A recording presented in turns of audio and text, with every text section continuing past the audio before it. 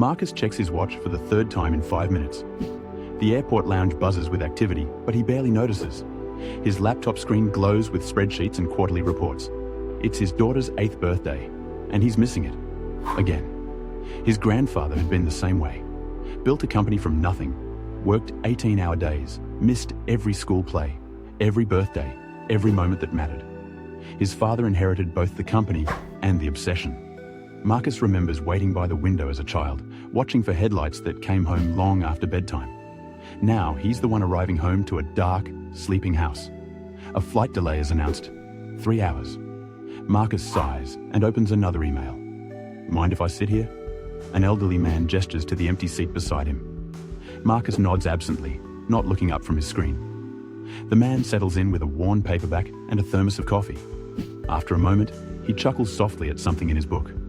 Marcus tries to focus, but the man's contentment is somehow distracting. Important work? The stranger asks, nodding toward the laptop. Marcus gives a tight smile. Always is. Running a company doesn't stop for flight delays. I used to say the same thing, the man replies, closing his book. Ran a manufacturing business for 30 years. Thought the world would stop spinning if I took my foot off the gas.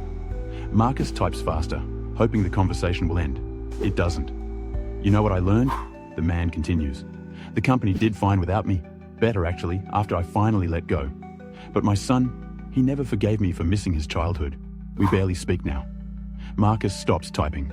Something in the man's voice cuts through his defenses. I told myself I was building something for him, the stranger says quietly.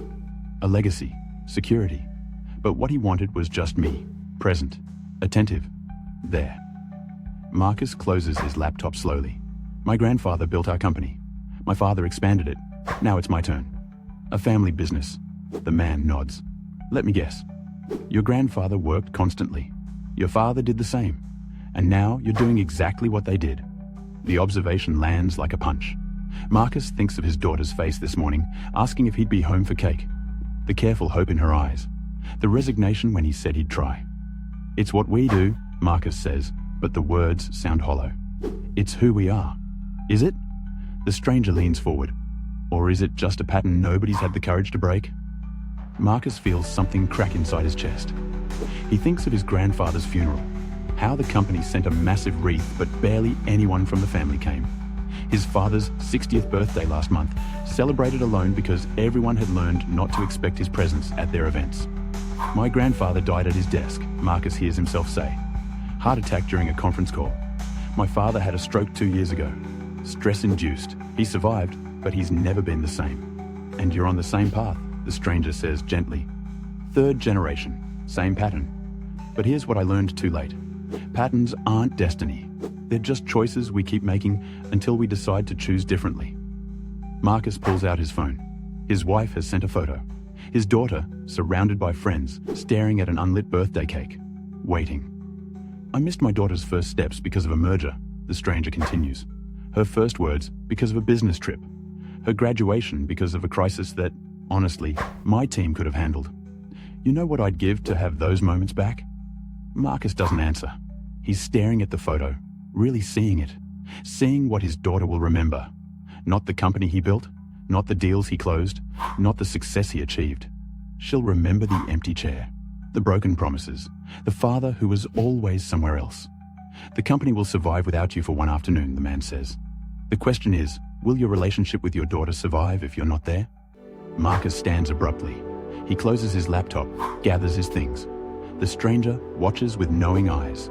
Thank you, Marcus says, and means it. He walks to the ticket counter, changes his flight to the next one home. In the taxi from the airport, he calls his father. They talk, really talk, for the first time in years.